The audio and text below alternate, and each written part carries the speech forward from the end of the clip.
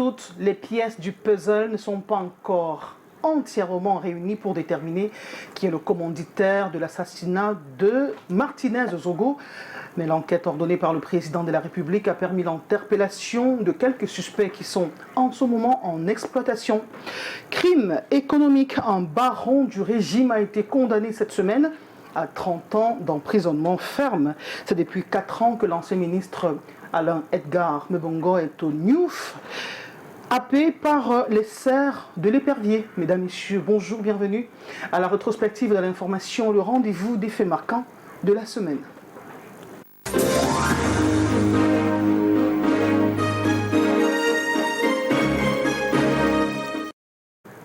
Notre invité est le coordonnateur de l'ONG Un Monde à Venir, Philippe Nanga. Bonjour, bienvenue sur le plateau de la Rétro. Bonjour à vous, bonjour à tous ceux qui nous regardent, particulièrement la jeunesse du Cameroun. C'est toujours un plaisir de partager votre plateau, d'avoir ainsi l'occasion de dire à la nation camerounaise, au monde entier, le regard que porte la société civile sur la quotidienneté des Camerounais, sur la gouvernance en général. C'est aussi une occasion pour nous de donner nos positions sur les problématiques actuelles. La jeunesse, principalement, pourquoi vous avez insisté sur les jeunes? Parce que c'est la semaine qui commence. Oui, c'est un hasard, si je le dis, pendant cette semaine. Mais la jeunesse, les jeunes, c'est la cible principale de l'ONG Un Monde à Venir. Toute analyse faite quand on crée Un Monde à Venir en 2003, on fait une analyse et puis on comprend que le Cameroun est quand même constitué à plus de 75% des jeunes. Et donc, toute analyse faite. Quelle tranche d'âge? Vous vous situez dans quelle tranche d'âge? Jusqu'à 40 ans. Sachant que 35 ans, officiellement, on nous parle de 72% à peu près. Mais si on va jusqu'à 40 ans, vous allez voir que c'est presque 80% des Camerounais. Et toute analyse faite aussi, nous sommes convaincus que pour inverser la situation actuelle, étant donné que pour nous, on est dans une situation de malgouvernance, il n'y a que la jeunesse qui peut le faire. Il faut donc travailler sur la jeunesse. Il faut agir sur la jeunesse qui, malheureusement, d'année en année, s'est installée comme des parfaits spectateurs, n'est-ce pas, dans la scène publique. Et donc, depuis des années, toutes nos activités qui ont un ancrage solide sur les questions de citoyenneté, mais ont pour cible principale, en tout cas au niveau du Cameroun, les jeunes. Parce que nous sommes convaincus que l'inversement de la situation va passer par les jeunes. Tant que les jeunes ne vont pas bouger, eh bien, il va être difficile, n'est-ce pas, de changer la dynamique dans notre pays. Alors, vous êtes l'un des principaux animateurs de la société civile au Cameroun et vos positions vous ont parfois valu les foudres du gouvernement. Quel est votre état d'esprit par rapport à la violence avec laquelle des voix discordantes sont réduites au silence au Cameroun? Je vous avoue que j'évite souvent d'avoir des larmes parce que je suis très sensible. Ça touche directement mon cerveau. Des fois, je tombe malade. Mais je n'ai pas pu supporter quand je me suis réveillé le matin, dimanche, et que j'ai lu, n'est-ce pas, qu'on avait massacré ce journaliste, Martinez Zogo. Je n'ai pas pu me retenir. Et ma femme qui était à côté m'a demandé, elle croyait qu'on avait perdu quelqu'un en famille. Quand je lui ai dit non, je ne connais même pas ce journaliste parce que j'ai suivi ses émissions 2 ou 3 fois par hasard en passant à Yaoundé, mais je ne l'ai jamais rencontré auparavant. Mais je me voyais en lui. C'est ça. Alors je me voyais en lui parce que nous sommes sous la menace quotidienne. Hein. Moi, quand je ne sais pas, je peux sortir d'ici et puis c'est fini. Donc nous sommes quotidiennement sous la menace. Et quand vous avez regardé le cas Martinez Zogo aller jusqu'à l'assassinat, mutiler son corps, vous vous êtes dit on est dissuadé pour de bon, on ne mène plus le combat pour la liberté d'expression, pour les droits de l'homme au Cameroun? Mais non, non. J'ai juste un moment, je me suis dit, ça pouvait être moi. Mais si un seul instant, je craignais n'est-ce pas, ce type de situation, je ne serais plus ici dans ce pays depuis longtemps. J'ai vécu des situations, si vous avez la première fois qu'on a saccagé les bureaux de Monde Avenir, si vous veniez là-bas, c'était effrayant. C'est-à-dire que mon bureau était passé en dessous, donc mes affaires déchirées, les clés USB emportées, c'était pour vous montrer l'état de violence. Et ça a été fait 2 fois comme ça. Et un collaborateur, son bureau a été fouillé, il avait 100 000 francs dans son bureau, on a laissé ça par terre. Comme pour vous dire que c'est pas ça qu'on vient chercher. Moi, la première fois, j'avais un ordinateur tout neuf, je venais d'un voyage à l'extérieur, j'avais un ordinateur tout neuf qui n'était pas encore installé, qui était sur la table, il n'a pas été touché. Mais l'ordinateur à côté, qui était plein de choses, a été emporté. C'est des messages, on vous passe le message clair. Ma voiture a été cassée à la maison. Il y a quelques mois encore, j'ai reçu 2 messieurs cagoulés, militaires, en tenue militaire, chez moi un matin à 6 h. Donc ça fait 1 mois et demi. Vous avez porté plainte? Ben, bien sûr que j'ai écrit. Et la suite? Écoutez, tout ce qu'on a, on porte plainte à chaque fois. Et, je ne vais pas vous cacher qu'une fois, il y a un officier de police qui m'a dit, monsieur Nanga, vous n'aurez pas de suite. Et on n'a jamais eu de suite. Demandez au REDAC, demandez à NDH, demandez à Elek Amga, demandez à Alex a vu sa voiture cassée il y a quelque temps aussi. Tous ces gens-là, nous portons toujours plainte et il n'y a jamais eu de résultat. Et qu'est-ce que ça traduit selon vous? Mais ça traduit simplement l'environnement dans lequel on est. Ça nous rappelle, en fait, ça nous rappelle simplement l'environnement dans lequel on est. Et ça nous renforce dans notre lutte, dans notre combat. Parce que là, on comprend que, on ne s'est pas trompé en luttant pour que ça change. Parce que, voilà, pour ceux qui doutaient, parce que avant qu'on ne casse un Monde Avenir, même certains collaborateurs doutaient quand je leur disais, écoutez, ce régime, attention, il faut faire attention, machin, ils doutaient. Mais quand on a saccagé les bureaux, j'ai vu des gens qui pleuraient, qui disaient, là, j'ai dit, maintenant, vous croyez? Je vous dis souvent, faites attention, moi je sors du bureau, je suis souvent suivi. Donc, on sait, les téléphones sont à l'écoute. Après l'élection 2018, ma maison a été, comment on appelle ça, surveillée pendant 2 semaines pratiquement. Et je suis dans un quartier qui est tout neuf, en périphérie, donc c'est facile de savoir qu'il y a 6 personnes qui ne sont pas du quartier qui passent la nuit là-bas. Donc il y avait un seul boutiquier dans le coin, c'est là-bas qu'il se reposait. Et donc ce sont les gens du quartier qui ont alerté ma femme pour dire apparemment on cherche ton mari. Donc pour vous dire qu'on vit avec ces menaces tous les jours. Alors, parlons justement d'un Monde Avenir. Nous croyons savoir que votre ONG travaillerait sans agrément, puisqu'il n'a pas été renouvelé l'année dernière. Qu'est-ce qu'il s'agit exactement? De quoi est-ce qu'il s'agit? Il se trouve que nous avons obtenu l'agrément d'ONG depuis 2014.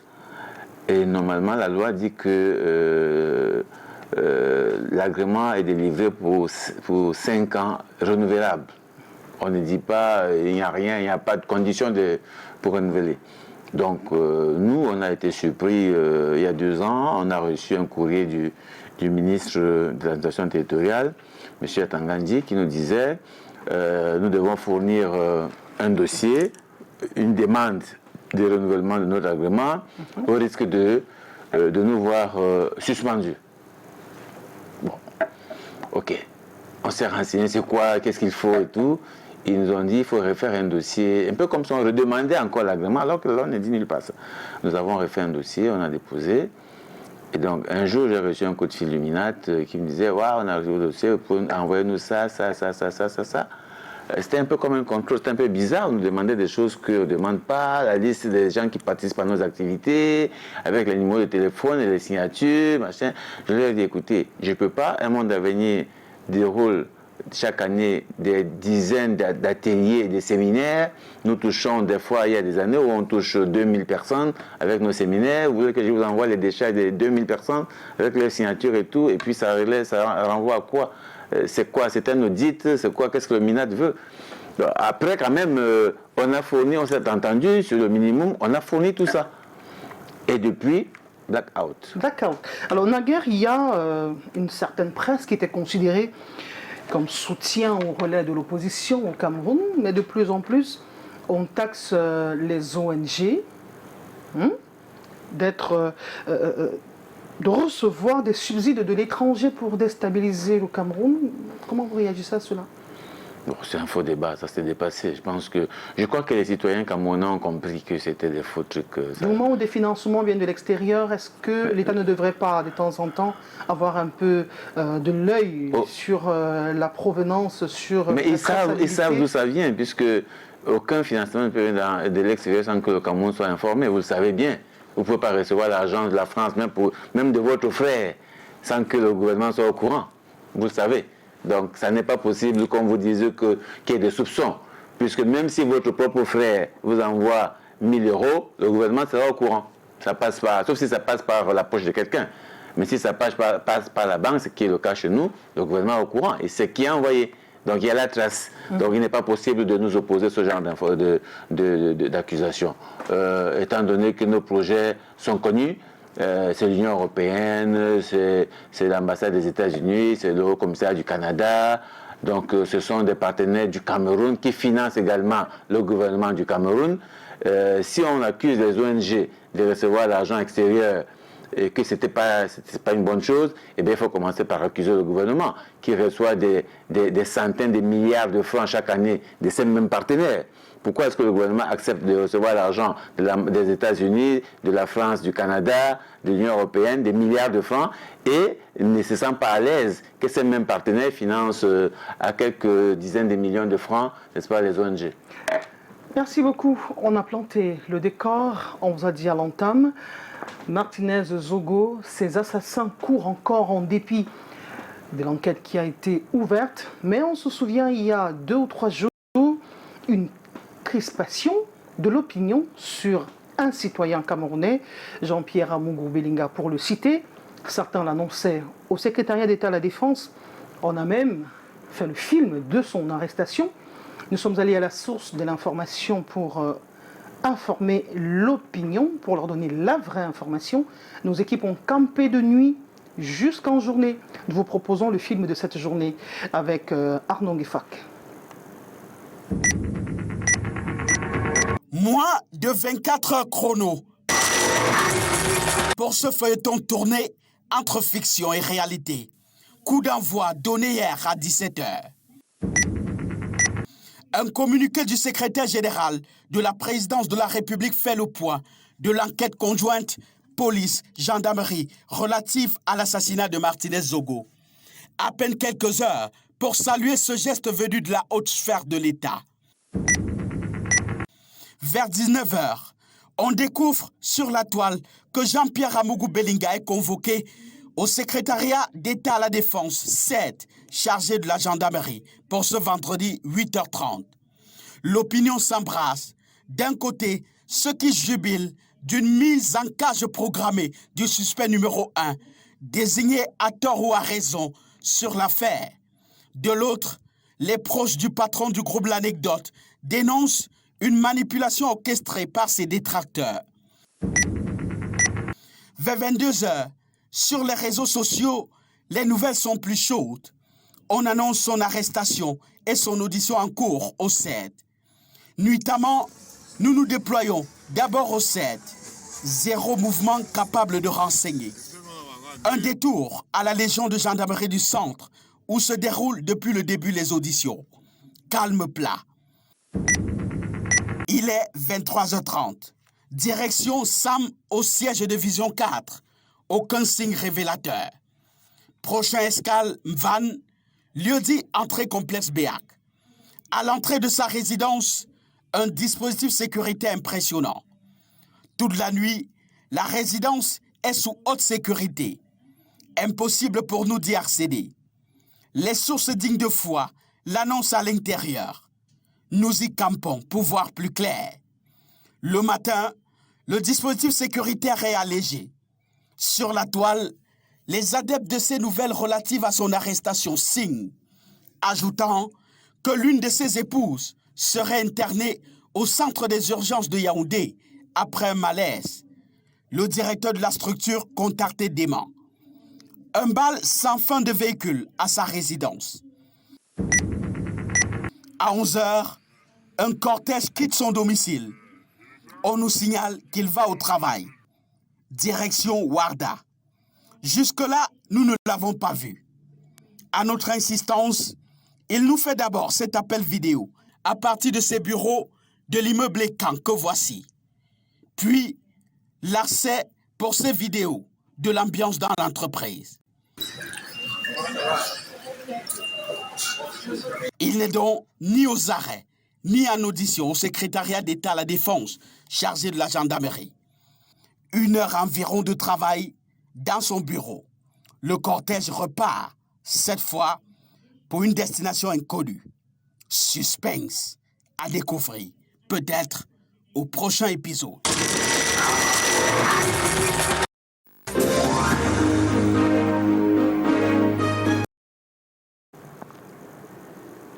Eh bien, retour sur ce plateau avec vous, Philippe Nanga. Vous avez vu, Amongo Belinga est visiblement libre de tout mouvement, mais à quoi renvoie cette orchestration?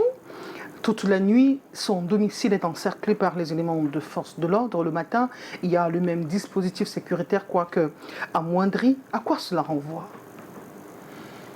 Ça renvoie simplement qu'il y a de la tension. Il y a de la tension autour.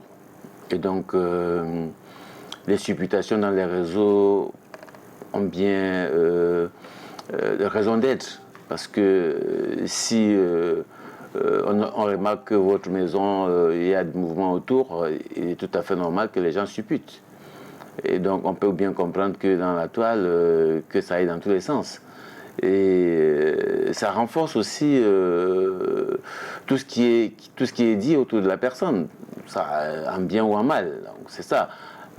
Et malheureusement, comme je le fais souvent remarquer, notre gouvernement qui dit lutter contre les fake news et discours de haine est malheureusement souvent en position de promotion de la rumeur et des fake news et autres.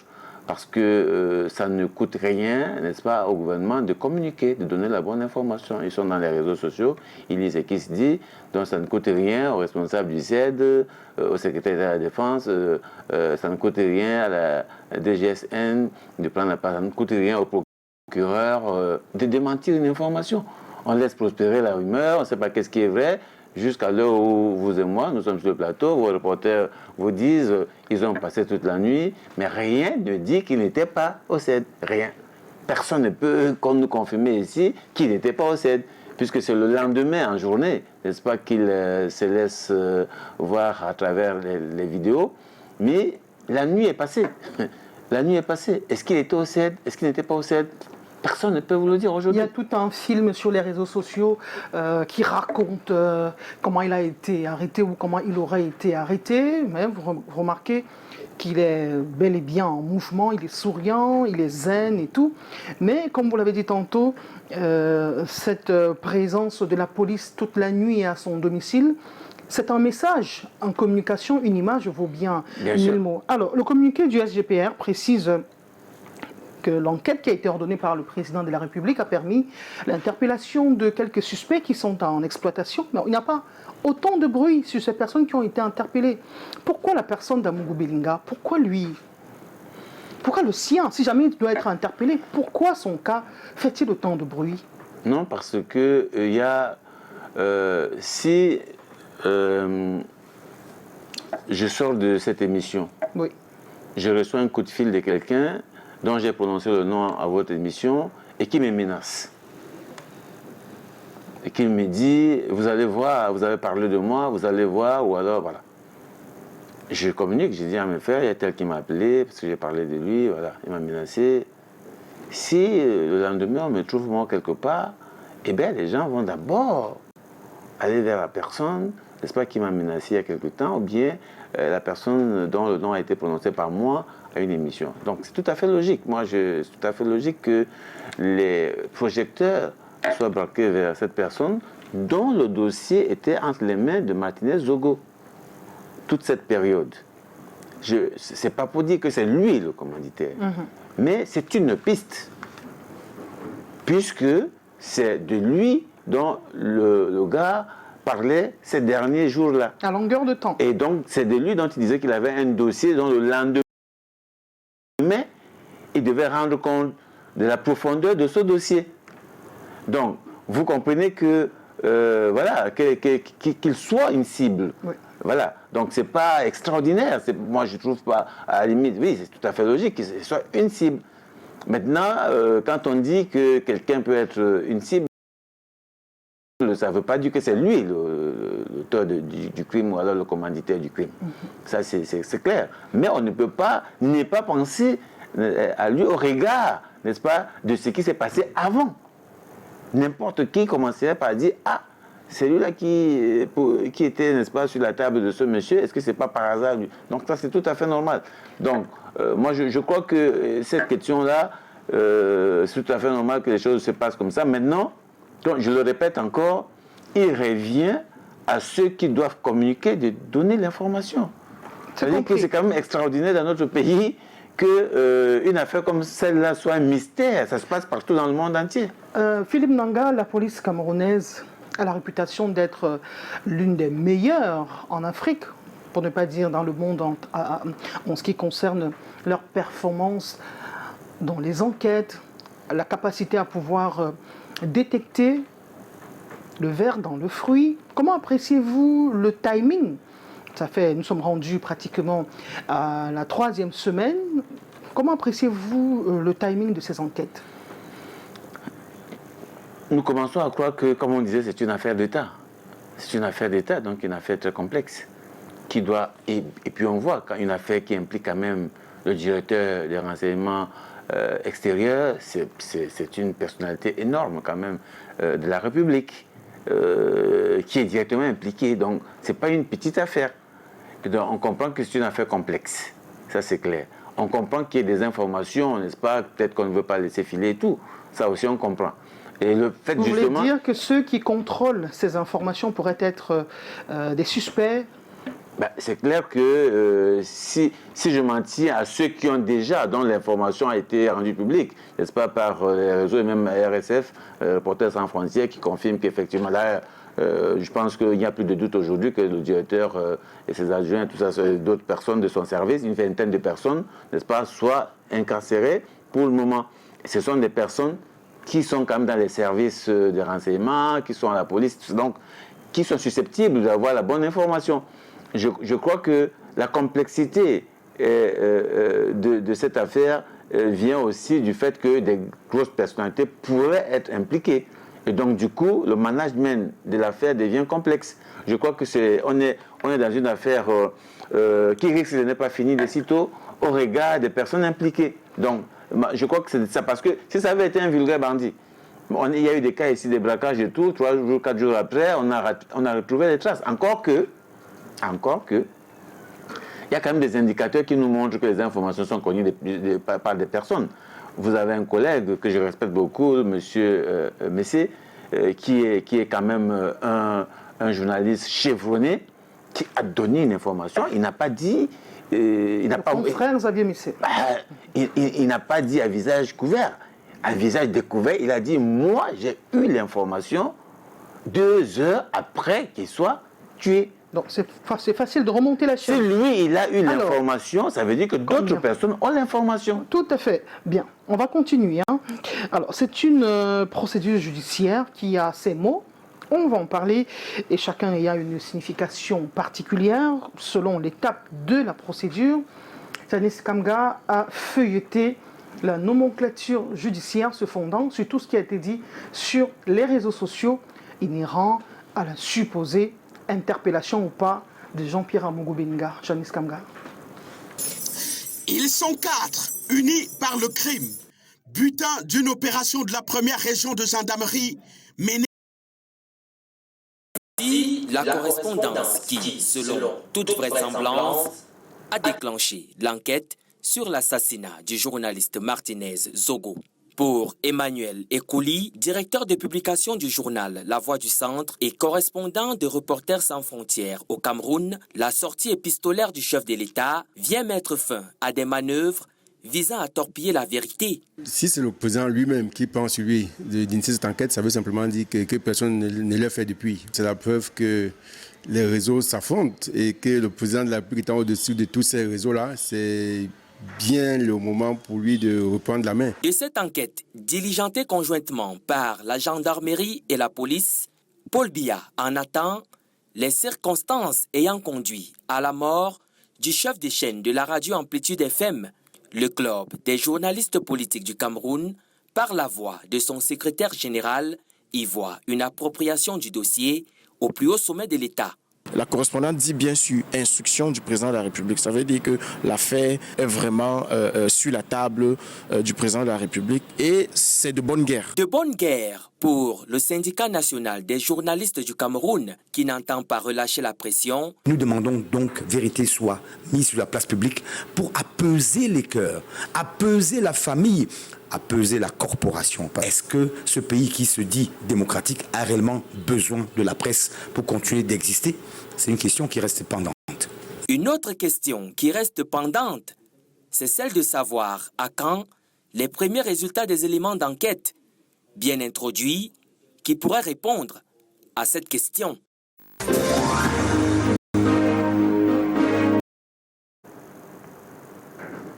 Alors, j'ai retenu l'observation d'un confrère selon laquelle le président de la République a dû se mettre au-dessus des réseaux qui s'affrontent pour ordonner l'ouverture d'une enquête. Alors, Philippe Nanga, si cela s'avérait des camps qui s'affrontent, va-t-on aboutir à la manifestation de la vérité? Puisque le président de la République ne peut pas tout faire, il n'est pas partout. Et si des camps s'affrontent, la vérité pourrait être tue à un certain endroit.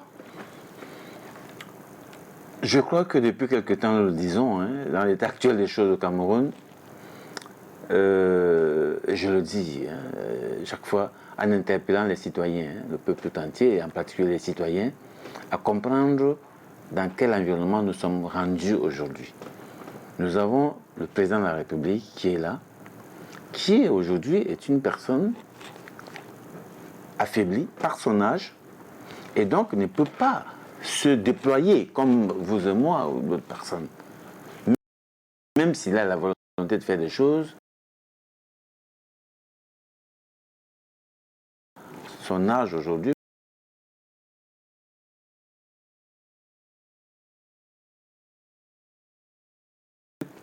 lui impose quand même une certaine retenue voilà, dans le déploiement.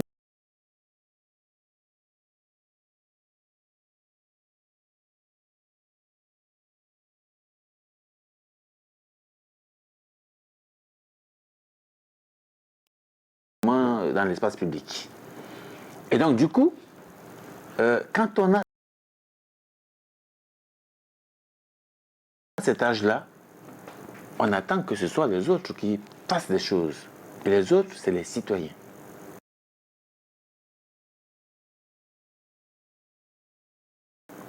Si les citoyens ne mettent pas suffisamment de pression, on n'aura pas de résultat. Pour un fait aussi grave, Philippe Nanga, passer plus d'une semaine pour que le président de la République prenne sur lui d'ordonner l'ouverture d'une enquête, ça craint quand même, non? Et c'est pour ça que je vous dis que le président de la République aujourd'hui, je le répète encore, vous avez certainement eu des parents à cet âge-là, 90 ans, c'est pas 60 ans, 50 ans. Sa première préoccupation aujourd'hui, c'est de pouvoir s'élever, faire quelque chose, faire une urgence, ainsi de suite. Ce n'est plus s'occuper, on a tué quelqu'un là-bas, on a massacré un type là-bas.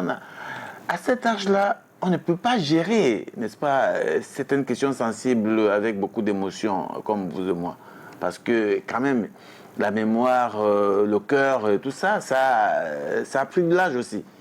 Et on peut donc comprendre qu'il ne peut agir que quand il y a une demande forte et pressante. Là, il s'oblige à se déployer, à faire un peu plus d'efforts. Ça, c'est ça qu'il faut comprendre dans notre environnement d'aujourd'hui.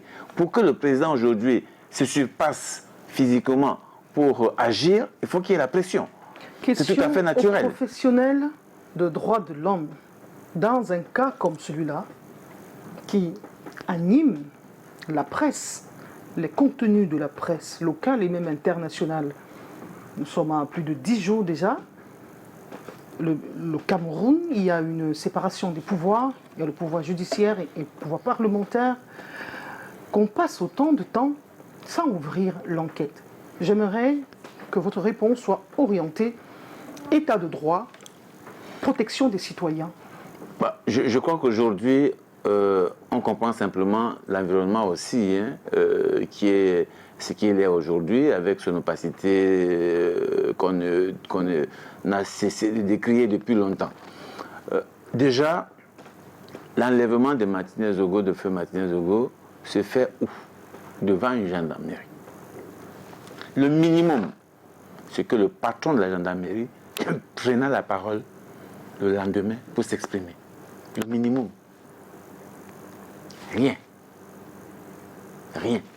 C'est-à-dire, c'est comme si on vient ici, quelque chose se passe devant Canal 2 et le patron de Canal 2 ne dit rien. Il ne dit rien. On dit que quelqu'un a fui, il voulait entrer à Canal 2, on lui a fermé la porte et puis on l'a enlevé, il a disparu. Et Canal 2 ne dit rien. Ça n'est pas normal. Ça n'est pas normal. Et donc, normalement, même l'unité de gendarmerie n'a pas besoin d'attendre, n'est-ce pas, un ordre de quelque part pour ouvrir une enquête. Parce qu'il y a des enquêtes policières et des enquêtes judiciaires. L'enquête policière, on n'a pas besoin d'attendre une hiérarchie quelconque pour ouvrir une enquête. Il y a quelque chose qui s'est passé, on cherche à savoir. Donc ça, je suppose que ça devrait se faire. Mais nous n'avons pas d'informations. Si on s'en tient au document du secrétaire général, eh bien, c'est comme si c'est le président qui déclenche, n'est-ce pas, l'enquête. La procédure. Ce qui n'est pas normal. Ce qui n'est pas normal. Parce que le procureur est au courant qu'il y a eu un enlèvement. D'accord? Le procureur est au courant qu'il y a un enlèvement. Après, il y a mort d'homme. Mais il revient au procureur. De façon systématique. D'instruire l'enquête. Alors, d'abord, de se prononcer, de donner l'information. Jusqu'ici, nous avons eu le ministre de la Communication qui est sorti. C'est toujours le gouvernement. Après, on a le ministre d'État, secrétaire général qui est sorti. Toujours le gouvernement. On n'a pas vu la justice.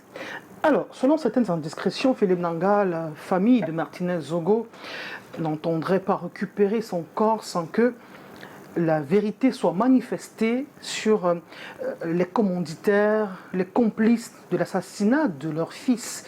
Jusqu'où ce bras de fer pourrait-il tenir? Il n'y a pas de bras de fer. C'est leur droit de dire, écoutez, nous, pour le moment, on n'a pas besoin d'avoir ce corps si on n'a pas de résultats. Il ne me semble pas qu'on ait demandé à la famille de venir récupérer le corps non plus. On n'a pas, en tout cas, moi, je n'ai pas cette information-là. Il me semble que la famille a tenu juste à informer le président de la République et tout le monde et la justice qu'il y a des ayants droit. Parce que n'importe qui pourrait venir dire, écoutez, c'est moi le chef de famille, voilà, donnez-moi le corps et allez enterrer. Et je pense que c'est une mesure de sécurité que les ayants droit ont pris d'informer à la fois, n'est-ce pas, les concernés, les personnes en charge et l'opinion, n'est-ce pas, de ce que voici les personnes en charge. Et ces personnes, n'est-ce pas, qui sont les ayants droit, voici ce qu'ils disent. Et il me semble que c'est tout à fait logique. Après, il y a aussi un passage dans leur courrier quand même qui dit que pour éviter le trouble à l'ordre public. Donc il faut aussi voir ça. C'est pour dire qu'ils ne veulent pas l'instrumentalisation d'un côté. En même temps, ils ont peur que quelqu'un peut venir, n'est-ce pas, court-circuiter les enquêtes en procédant à un enterrement inopiné, de façon inopinée. Alors, Philippe Nanga, ce serait cette position de la famille épouse celle des chefs traditionnels de l'Alequier qui ont fait une première sortie 3 jours après la découverte de la dépouille de Martinez Zogo.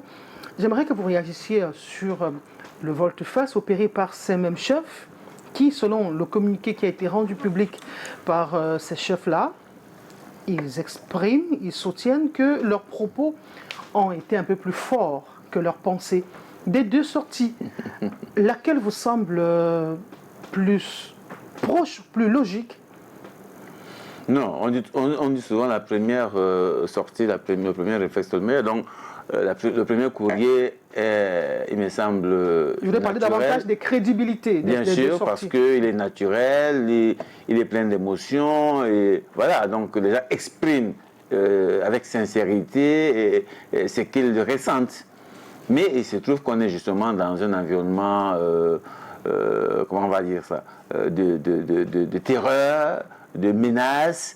Et donc, il est évident, n'est-ce pas, que ces chefs-là aient été interpellés par des personnalités qui ont obligé ces tenants du pouvoir traditionnel à se rebiffer. C'est dommage parce que ça ne fait pas honneur, n'est-ce pas, au pouvoir traditionnel, n'est-ce pas, qui est un pouvoir à respecter, qui se dédie comme ça, là. Donc, je crois que il apparaît clairement qu'ils ont été forcément interpellés par des personnalités. L'attitude des chefs de l'Aleké aurait-elle été différente si le pouvoir traditionnel n'est pas inféodé au Cameroun? Ben oui, ça c'est clair. Ça c'est clair que si c'était comme ailleurs ou comme avant, et je sais qu'il y a des chefs qui n'auraient jamais fait ce retournement de situation. Ils seraient restés sur leur position. Même dans le sud ou le centre, vous avez des chefs qui vous diront ça c'est notre position, on la garde. Mais là, on voit qu'il y a eu quand même une instrumentalisation des chefs qui, en les amenant à se dédier. Et je dis que c'est très grave parce que les chefs sont porteurs d'un certain nombre de valeurs. Et quand on amène les chefs à l'instrumentalisation à ce niveau-là, qu'est-ce que la jeunesse retient finalement?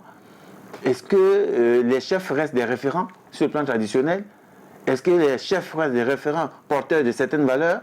Ou de caisse de résonance de certains pouvoirs? Ça devient difficile pour la jeunesse. C'est compris.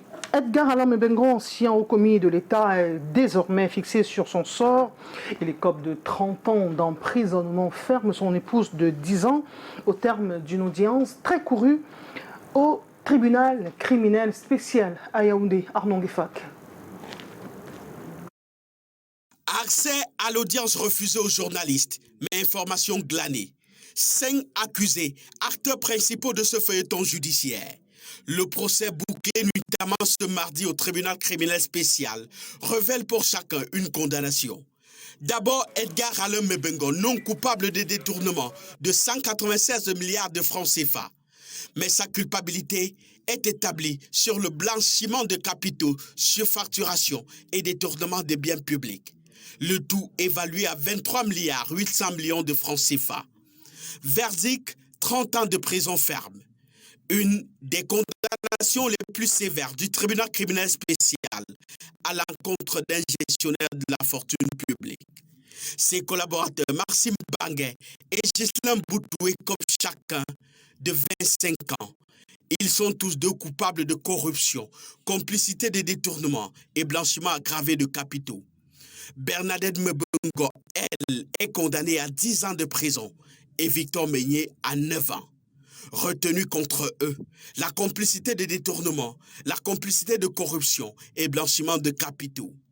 La défense exprime sa déception loin de tout commentaire. On peut quand même, sans la commenter, exprimer sa déception. Parce que je pense personnellement qu'elle ne reflète pas du tout la réalité des débats auxquels vous tous vous avez assisté. Et on a pu voir les grandes difficultés que le ministère public avait à réussir à établir une accusation cohérente et surtout à prouver les éléments qu'il invoquait à l'appui de ces accusations. Donc on est vraiment étonné d'abord de la déclaration de culpabilité, mais aussi surtout de la sévérité des sanctions qui sont prononcées. Le feuilleton a un dernier round déterminant.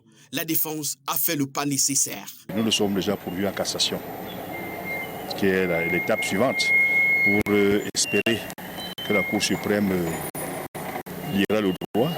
4 ans déjà que l'ex-ministre délégué à la présidence chargée de la défense et compagnie sont du mauvais côté des barreaux.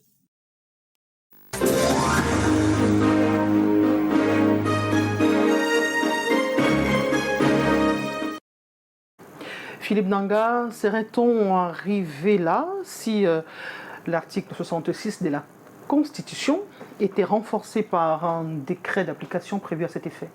Non, c'est depuis une dizaine d'années aujourd'hui que Dynamique Citoyenne et d'autres organisations assez civiles font un plaidoyer pour justement obtenir l'application et la mise en œuvre de cet article 66 qui nous aurait certainement évité beaucoup de désagréments, tout au moins réduit, n'est-ce pas, atténuer beaucoup de situations de détournement. Quand quelqu'un arrive aux affaires et qu'on ne sait pas ce qu'il représente sur le plan économique, eh bien, il peut en sortir avec 50 fois ce qu'il avait au début. vous n'avez pas la capacité de dire s'il a détourné ou pas. Alors que l'article 66 a justement vocation à dissuader les détourneurs de fonds parce que vous partez de là, on sait ce que vous représentez sur le plan économique, sur le plan financier et tout. Et puis à la fin de votre mandat, de votre pouvoir, de vos fonctions, eh bien, vous devez rendre compte, il y a une commission qui est chargée d'évaluer vos avoirs. Et donc, on met en relation ces avoirs-là avec vos ressources. Donc, on peut très bien dire, même si vous faites du blanchiment, même si vous faites, n'est-ce pas, vous utilisez des prête-noms, après il y a une enquête qui est faite, qui peut remonter et découvrir que vous êtes passé par tel pour dissimuler des fonds. Ça sonne quand même comme une contradiction entre la lutte contre la corruption au Cameroun et l'absence du décret d'application par rapport à cet article 66. C'est pour ça que nous avons souvent dit, en réalité, il n'y a pas une volonté politique réelle de lutter contre la corruption. On a mis en place des institutions, mais qui n'ont pas les moyens de faire leur boulot. La CONAC produit et fait des enquêtes. Après, elle fait quoi? Elle produit un rapport qu'elle envoie au président de la République. Terminé. Son boulot est fini. La NIF, c'est pareil. Le Consupé, pareil. La Chambre de comptes, pareil. Vous voyez? Donc, on est là dans un mécanisme qui, en réalité, a été conçu pour ne pas produire des effets, simplement.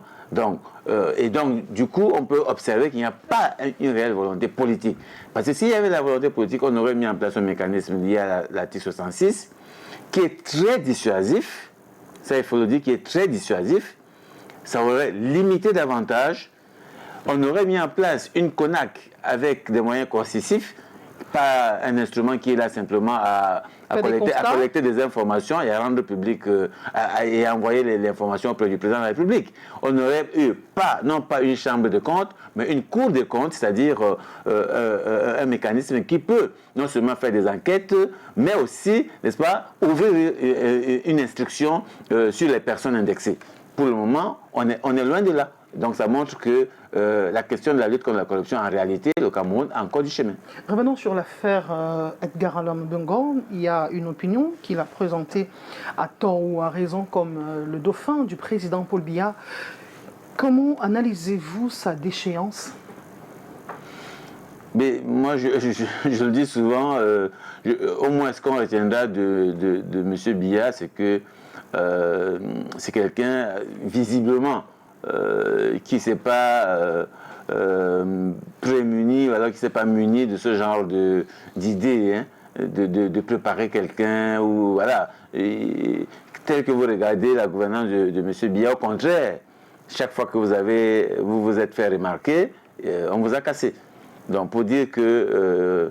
remarquer dans quel sens? Remarquer dans le sens de lorgner le pouvoir? Bah oui, c'est ça. À chaque fois, vous voyez toutes les personnes qui, à un moment donné, ont été soupçonnées de rêver et d'arriver au pouvoir, elles ont été cassées. Elles ont été toutes cassées. Et la plupart sont en prison. Atangana Mebara, Marafa, tous ces gens-là qui, à un moment donné... Vous voulez dire qu'on peut commettre des crimes économiques, mais si on ne lorgne pas le pouvoir, on reste... On est tranquille. Ça, on le voit aussi avec des gens qui narguent tout le monde et qui sont là. Tant qu'ils s'en foutent de la gouvernance, ils peuvent piocher dans la fortune publique comme ils veulent. Ils sont tranquilles. Ça, on le voit. Ça, quand même, on a des indicateurs qui nous montrent bien qu'effectivement, vous devenez dangereux quand vous lorgnez le pouvoir politique. Vous pouvez piller comme vous voulez, mais tant que vous n'avez pas Dieu pour le pouvoir politique, vous êtes tranquille. Alors, cette semaine, les sénatoriales 2023 avancent à grands pas, du moins pour ce qui est des préparatifs, après le dépôt des candidatures samedi dernier, le 28 précisément. Et donc, le Conseil électoral a passé à l'étape de la sélection des candidatures. C'était lors de la tenue de la deuxième session de plein droit de cette institution. C'était à Yaoundé. Je vous propose d'ailleurs cet extrait du président Abraham Ebe qui se prononce sur l'état d'avancement des travaux qui concernent les préparatifs des sénatoriales au Cameroun. Messieurs des médias et femmes, le deuxième conseil de plein droit de ce matin a pour objet d'examiner la délibération des candidatures Ce travail va être fait en quelques jours.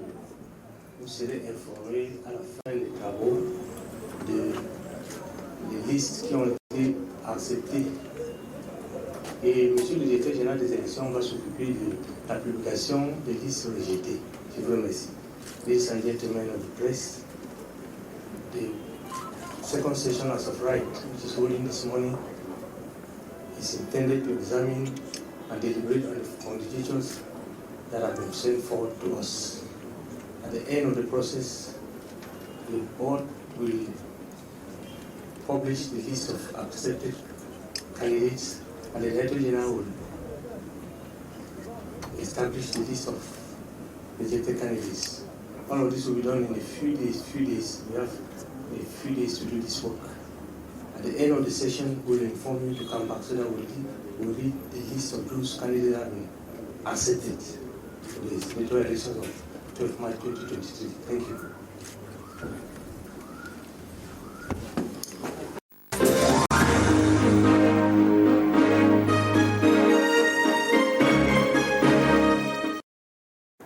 Eh bien, le mois prochain, le Sénat sera renouvelé à 70% par les élections en attendant la nomination des 30% par le président de la République, Philippe Ndanga. Quel bilan faites-vous de l'impact du Sénat sur le terrain après 2 mandatures? Ils ont consommé de l'argent. Ils ont... en tout cas, ça a constitué une source de dépenses supplémentaires dans un pays où il manque visiblement des ressources pour construire des routes, pour nous permettre d'avoir accès à l'électricité et à l'eau, où l'accès à la santé est difficile, l'accès à l'éducation super compliqué. Cette institution a davantage servi à nous appauvrir davantage. Simplement, bilan sur le plan politique, lequel, moi je ne vois pas. Je me suis retrouvé un jour à une session du Sénat, du Parlement à Yaoundé, et je passais au palais, et j'ai vu comment ces messieurs étaient accompagnés. Pour la plupart, c'est des sexagénaires, ils ont du mal à marcher pour la plupart, et j'avais honte, quoi. J'avais honte de voir ces gens-là qui allaient, et tu te disais, mais pourquoi on fait souffrir ces gens-là? Ces papas-là qui devraient être au village en train de se reposer, comme on dit au centre sud, jouer au songo, boire le vin des palmes tranquille, recevoir les petits-enfants qui viennent jouer avec eux. À quoi vous seriez-vous attendu, puisque la décentralisation, telle qu'elle a été votée à l'issue du renouvellement de la Constitution de 1996, du 18 janvier 1996, il y a plusieurs journalistes, il y a les activistes, les militants des droits de l'homme, qui ont reproché au Cameroun de ne pas implémenter cette décentralisation. Et les sénateurs faisaient justement partie de cela. Il y a un Sénat. On l'a. Qu'est-ce qui manque? Qu'est-ce que vous suggérez? Non, mais déjà, si vous voulez, le process a été biaisé depuis le début. Normalement, on devrait commencer par renouveler les conseils municipaux, d'avoir de nouveaux conseils municipaux. Et ces nouveaux conseils municipaux devraient donc élire les sénateurs, normalement. Mais là, vous avez là depuis le début des sénateurs qui sont élus par un conseil municipal en cours de mandat, dont le mandat va finir bientôt, et qui va se retrouver avec un nouveau conseil dans quelques années. Et ça, depuis le début, ça a été biaisé comme ça. Ça a été biaisé comme ça. Donc, du coup, la représentativité n'est pas correcte, parce que vous êtes élu par quelqu'un qui est dont le mandat est finissant. Donc lui, son mandat finit l'année prochaine, voilà, et il va vous donner sa voix, et après, c'est d'autres personnes qui vont venir assumer à sa place. C'est déjà un problème. Le deuxième problème, c'est que tant que déjà au niveau des conseillers municipaux, nous n'avons pas une élection véritablement transparente, c'est-à-dire qu'on n'a pas vraiment des élus locaux qu'on mérite, il va être difficile d'avoir en même temps des sénateurs qu'on mérite, c'est-à-dire des gens qui portent la voix de la région et qui peuvent avoir un impact. La preuve, c'est que vous n'avez rien eu depuis qu'ils sont là. Ils n'ont jamais fait obstacle à aucune loi depuis qu'ils sont là. les budgets sont votés, c'est une chambre, voilà, il reçoit simplement, il valide, point barre. Vous abstenez de dire une chambre budgétivore? Ben oui, c'est tout. Donc, non, mais à la réalité, on peut tous constater qu'il n'y a pas d'effet observable de la part de cette institution-là. On ne peut pas voir un effet. Donc, la représentation de la région dont on dit, elle s'est faite comment? Est-ce que vous pouvez me donner une seule loi qui a été proposée par le Sénat? Je ne pense pas. Et qu'il soit passé par l'Assemblée, évidemment. Qu'on dise que, ok, ça c'est une proposition qui vient des sénateurs, même si ce n'est pas leur boulot de proposer. Mais ils peuvent avoir des idées, ils peuvent plaider, ils peuvent obtenir des choses. Qu'est-ce que la région du littoral, là où on est? On peut nous dire que ça, c'est à l'actif du Sénat. Qu'est-ce qu'on peut nous présenter ici comme un effet ou bien un fait qui soit à l'actif des sénateurs? Moi, je ne vois pas. Il y a un pays comme le Sénégal qui a annulé le Sénat pour orienter les fonds vers la création d'une centrale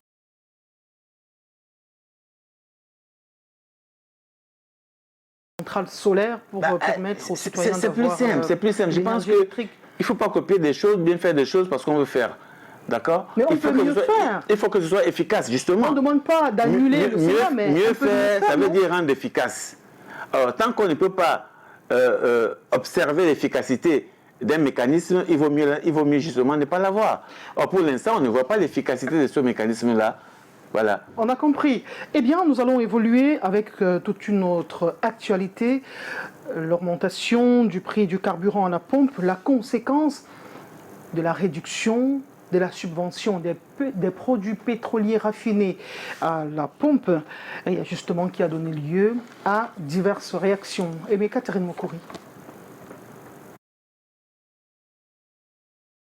Réunis devant leur station-service habituelle, ces conducteurs de mototaxi attendent impatiemment de recevoir le précieux liquide.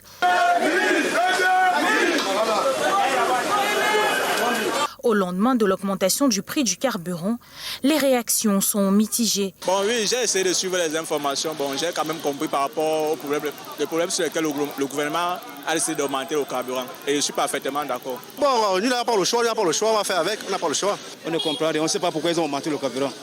Nous serions obligés de ligner derrière le gouvernement parce qu'on ne peut pas faire la fausse avec le gouvernement. Les responsables des syndicats ont décidé de sensibiliser leurs confrères sur l'importance de suivre la mesure du gouvernement sans heurts. Ils ont apporté un soutien primaire à ces derniers face à la hausse.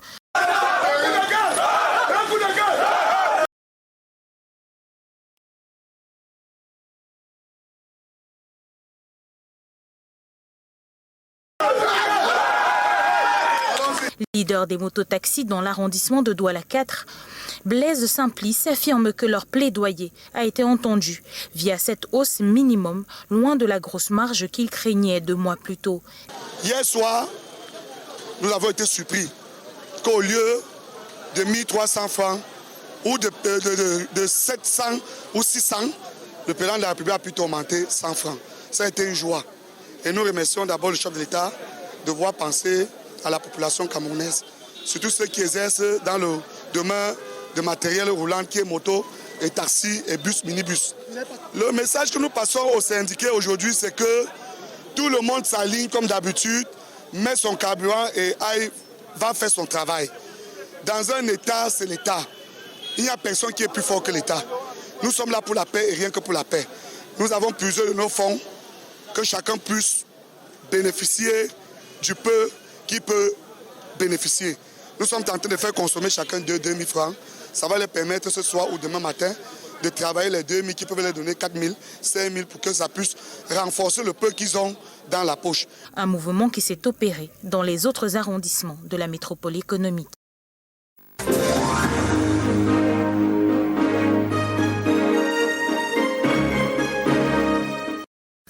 Un ajustement à titre conservatoire de 15% sur les tarifs consensuels, arrêtés à l'issue des concertations tripartites entre les bailleurs de fret, les organisations socio-professionnelles des transporteurs, sous l'encadrement du Conseil national des chargeurs du Cameroun pour le transport interne et le Bureau de gestion du fret terrestre pour le transport international. Cette augmentation de 15% entre en vigueur dès ce vendredi 3 février. On ne travaille pas pour perdre. scandent à plusieurs reprises les membres des organisations socio-professionnelles des transports routiers du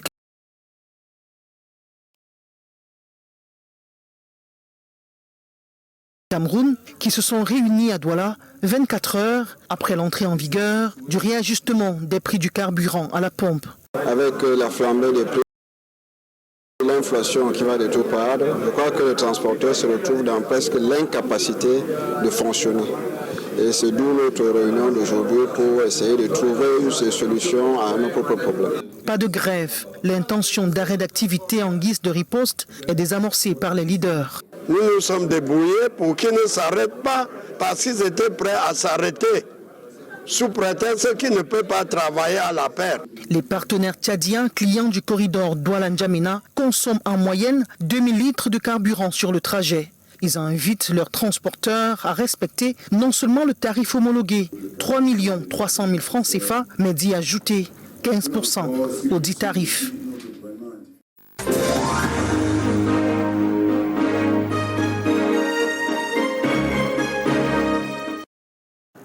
À la suite du réajustement des prix du carburant à la pompe, il y a également eu les salaires des fonctionnaires qui ont été revus à la hausse 1,2%, tout comme les pourparlers pour modifier, voire augmenter le SMIC. Au Cameroun, Philippe Nanga, quelles répercussions sur le panier de la ménagère et la lutte contre la vie chère? Mais là, nous sommes en train de vivre le Cameroun que nous craignons, le Cameroun qui va imploser, qui va exploser. Ça risque d'être inévitable si le gouvernement ne recule pas. Je vois les Bensikinais qui s'agitent là parce qu'ils sont instrumentalisés, mais ça ne va pas durer longtemps. On ne va pas les subventionner tout le temps. À un moment, la subvention ne va pas arriver et ils vont faire face à la vérité, à la réalité. C'est-à-dire, les Bensikineurs sont subventionnés? Bah oui, ça, on sait très bien. Comment vous le savez? Mais vous avez entendu là qu'il y a un monsieur qui distribue les 2000 francs de carburant, il prend cet argent. Il permet à tous ses collègues de consommer juste 2000 francs. Je vais repréciser l'information. Il permettait que les collègues qui avaient peur de cette augmentation le lendemain consomment 2000 francs la veille, tout le monde. Puisque quand on a annoncé, c'était à Bonabéry, quand on a annoncé... Qui consomme 2000, pourquoi?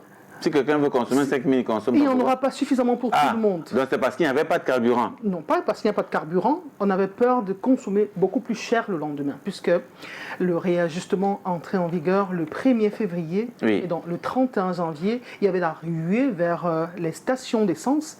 Donc pour éviter une sorte de pénurie, on a dit ok, chacun prend au-delà de cette information, au-delà de cette information-là, nous savons très bien que les Bensikineurs depuis quelque temps sont devenus un instrument politique pour le gouvernement qui les subventionne avec les permis de conduire, avec plein de choses. Il y a eu des réunions ici avec le MINAT, ça c'est connu. Ils ont été reçus plusieurs fois par le gouvernement, ils ont été présentés comme un exemple en termes d'engagement, tout ça. Donc ça, on sait très bien qu'ils sont aujourd'hui un instrument pour le gouvernement parce qu'il faut les contenir. On sait que c'est un acteur à risque, ça on le sait. Donc je dis, dans tous les cas, à un moment donné, ils vont faire face à la réalité. Quand on va voir combien de temps ça va durer qu'ils continuent à prendre 100 francs. Je vous mets au défi. On va attendre. D'ici quelques semaines, quelques mois, vous allez entendre que ce n'est plus 100 francs le prix du Bensikin. C'est pas ça autre chose. Et à partir de ce moment-là, ça va commencer, ça va avoir un effet d'entraînement sur tout.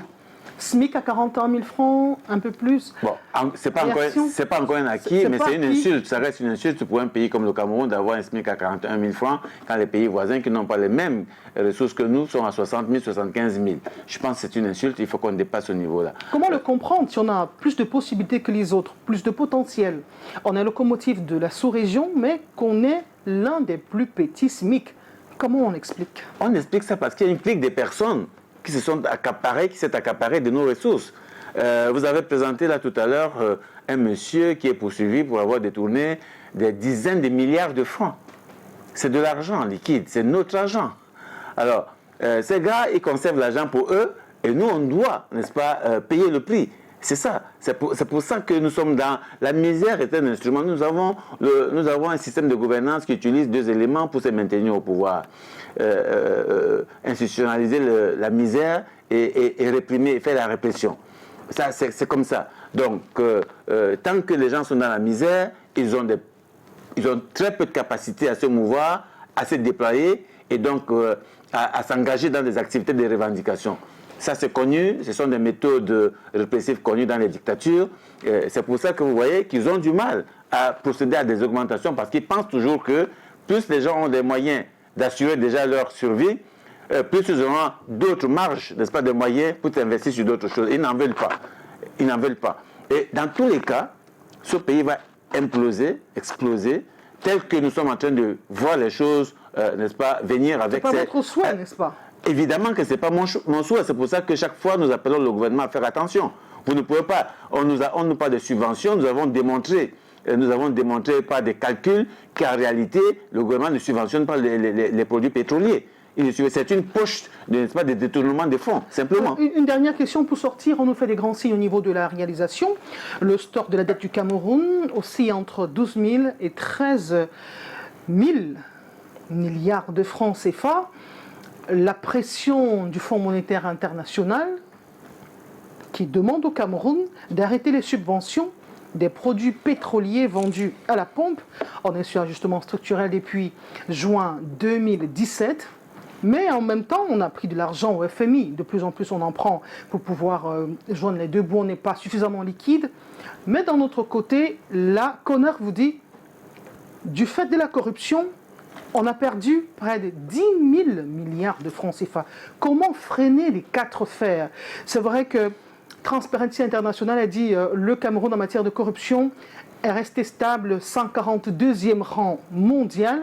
Comment définitivement freiner les 4 fers pour ne plus subir les effets de ce crime économique? Parce que si les 10 000 milliards n'étaient pas volatilisés, n'étaient pas volés du fait de la corruption, on ne serait pas en train d'aller s'endetter, surendetter au niveau du Fonds monétaire international. Vous comprenez en réalité où va la subvention, entre guillemets, du pétrole. Ça va dans les poches des gens, simplement. Donc, non, si on veut changer, il faut changer le système de gouvernance. Notre système de gouvernance, depuis les indépendances, depuis 40 ans avec M. Biya, a échoué, nous a conduit à la misère depuis le début. Aujourd'hui, n'attendez pas de M. Biya, qui s'est maintenu au pouvoir 40 ans, il a au moins réussi ça, qu'il modifie des choses. Ça va être compliqué. Moi, j'appelle toujours les citoyens camerounais à prendre leurs responsabilités. C'est à nous d'exiger qu'il y ait des institutions qui, n'est-ce pas, construisent un État de droit, un État démocratique, un État, n'est-ce pas, qui garantisse l'épanouissement de ses citoyens. C'est aux citoyens de se battre pour cela. Je ne connais pas un pays dans le monde entier dont les politiques seuls, n'est-ce pas, dans leur sphère, n'est-ce pas, ont organisé le pays pour que tout le monde se sente à l'aise. Les pays développés le sont parce que les gens se sont structurés à travers les associations, à travers les organisations de défense des droits de l'homme, se sont structurés à travers des synergies d'action et ont imposé aux politiques de prendre des bonnes décisions. Chez nous, si nous pensons que les politiques prendront des bonnes décisions sans la pression, ça ne va jamais arriver. Il est temps pour nous aujourd'hui de prendre nos responsabilités, de nous organiser de façon pacifique, à mettre la pression maximum pour que les politiques prennent des bonnes décisions. Les marches pacifiques sont interdites aussi. On ne les donne pas gratuitement, on les arrache, les marches pacifiques. Merci beaucoup. C'est entendu, Philippe Nanga, ce sera votre mot de fin pour cette autre édition de la rétrospective de l'information. Merci d'être venu sur notre plateau, merci d'avoir accepté notre invitation.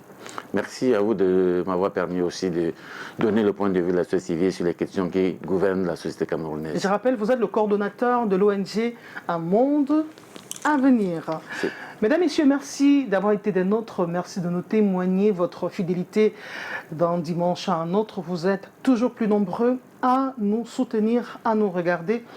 Demain, 9h, ce sera la rediffusion de ce programme. Quant à moi, je vous reviens dans le cadre de ce programme dimanche prochain. S'il plaît à Dieu, portez-vous bien et à très bientôt. Prenez soin de vous.